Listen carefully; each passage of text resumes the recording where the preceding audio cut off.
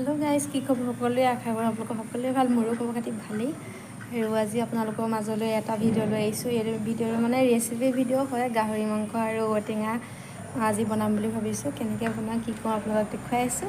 মানে আজি নতুন কেৰাহী এখন বজাৰৰ পৰা আনিবলৈ দিছিলোঁ। লগতে বোলো মাংস অকণো লৈ আহিব, আপোনালোককো দেখুৱাম কেনেকৈ বনাওঁ। আৰু এনেকৈ বনাই খাই চাবচোন, বহুত ভাল লাগে। মাঘ বিহু টাইমত যে বেছি ভাল লাগে খাই। কাতি আঘোণত যেতিয়া ঔটেঙাবিলাক পকে ন, তেতিয়া খালে বহুত ভাল লাগে। আৰু এতিয়া দেখুৱাই আছোঁ বজাৰ কি কৰি আনিছে। তাৰপিছত যাম ঔটেঙা পাৰিবলৈ। আপোনালোকে চাই থাকিব আৰু চাই ভাল পালে লাইক কমেণ্ট ছাবস্ক্ৰাইব কৰি দিব।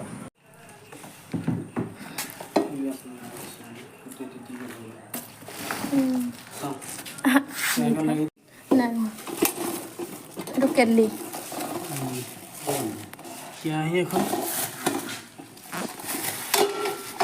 এই টোপোলাটোত থকা যে মিঠাইখিনি কোনে কোনে খাই ভাল পায় ক'ব দেই। মই যে বহুত ভাল পাওঁ খাই, আমাৰ কুমকুমিও খাই ভাল পায়। এইফালে এতিয়া গাহৰি মাংস আৰু আলুখিনি বইল কৰি লৈছোঁ। যিহেতু দেৰি হৈছে সেইকাৰণে আলুখিনি অলপ বইল কৰি লৈছোঁ। ঔটেঙাৰ লগত দিলে আলুখিনি সিজিবলৈ মন নকৰে ইমান, সেইকাৰণে বোকা হৈ আছে বৰষুণ দি। দেখিছেনে চবফালে পানী পানী হৈ গৈছে।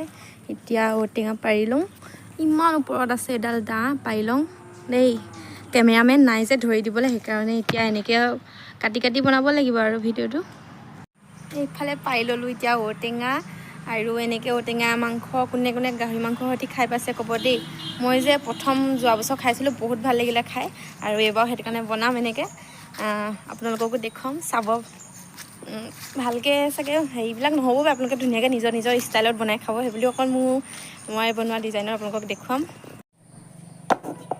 ঔটেঙাখিনি মোৰ গতে এনেকৈ টুকুৰা টুকুৰকৈ কাটি ল'ব। আপোনালোকে নিজৰ জোখতো ল'ব পাৰে, সৰু ডাঙৰ কৰি ল'ব পাৰে। মই এতিয়া এনেকৈ কাটি দিছেনে, এতিয়া গোটেইখিনি থেতিলাই লৈছোঁ। এয়া মোৰ গতে এনেকৈ আপোনালোকে থেতিলাই ল'ব। তেতিয়া মানে কি হয়, ঔটেঙাখিনিৰ ভিতৰত মছলাখিনি বা মাংসৰ ৰসখিনি সোমাই, তেতিয়া ভাল লাগে খাই। এয়া এনেকৈ থেতিলাই ল'ব। মই গোটেইখিনি থেতিলাই লৈছোঁ। এতিয়া পাছৰখিনি আপোনালোকক দেখুৱাই আছোঁ। আপোনালোকে মোৰ ভিডিঅ'টো চাই থাকিব।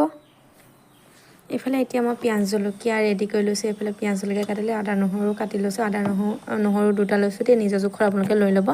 মছলা ইয়াতে মিট মছলা, জিৰা আৰু ৰেড চিলি চব মানে একেলগতে ভৰাই থৈছোঁ দেই। সেইকাৰণে মানে নহয়তো অ'ত ত'ত বিচাৰি ফুৰিব লাগে যে, সেইকাৰণে মানে মই একেলগতে ভৰাই থৈ দিছোঁ। এইফালে এতিয়া দি লৈছোঁ মিঠাতেল।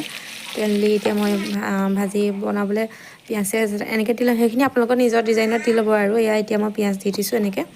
ইয়াতে মই ৰেড চিলি অলপ দি দিম। ৰেড চিলিটো মই তেলতে দি দিওঁ ৰংটো উঠিবৰ কাৰণে। এতিয়া ইয়াতে ৰেড চিলি ধুনীয়াকৈ দি দিছোঁ। আদা নহৰু পেষ্টটো মই গোটেইখিনি দিয়া নাই, অলপমান দিছোঁ, অলপমান পাছত দিম। এতিয়া ইয়াতে দি দিছোঁ ঔটেঙাখিনি। পিঁয়াজখিনি যেতিয়া জহিছে, তেতিয়া মই ইয়াতে দি দিছোঁ ঔটেঙাখিনি। আপোনালোকেও এনেকৈ ঔটেঙাখিনি পিঁয়াজখিনি জহাৰ পিছত দি দিব আৰু ধুনীয়াকৈ লৰাই ল'ব। এইখিনি জহি নোযোৱালৈকে এনেকৈ ভাজি থাকিব লাগিব। ইয়াতে এতিয়া মই নিমখ হালধি চব দি দিম। আপোনালোকৰ নিজৰ সোৱাদ অনুসৰি নিমখ হালধি দি দিব।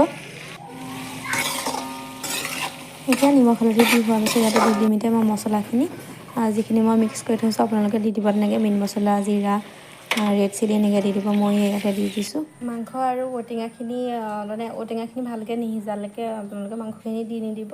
ঔটেঙাখিনি ধুনীয়াকৈ ভজাৰ পিছত এটা ৰং উঠিব নহয়, ৰংটো উঠাৰ পিছত ধুনীয়াকৈ মছলাখিনি দিব।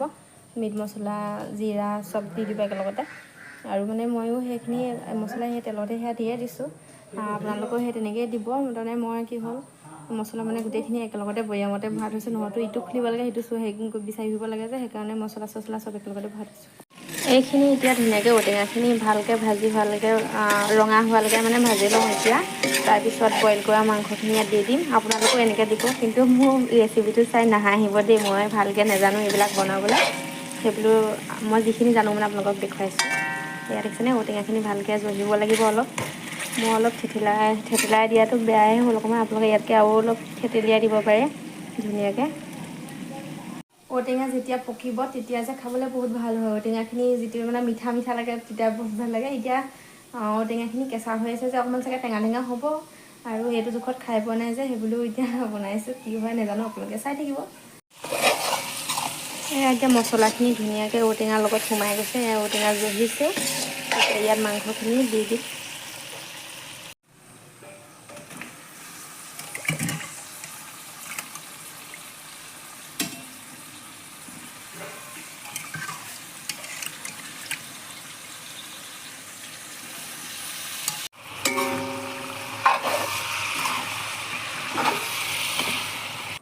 এতিয়া এইফালে মাংসখিনি সিজিলে, যিহেতু বইল কৰা হয় ন, সেয়া এতিয়া ধুনীয়াকৈ মছলাখিনি লাগি গৈছে আৰু মছলাখিনি বিশেষকৈ ঔটেঙাখিনিত সোমাই আছে যে সেইকাৰণে মাংসখিনি দেখিলে বগা বগা নিচিনা লাগিছে।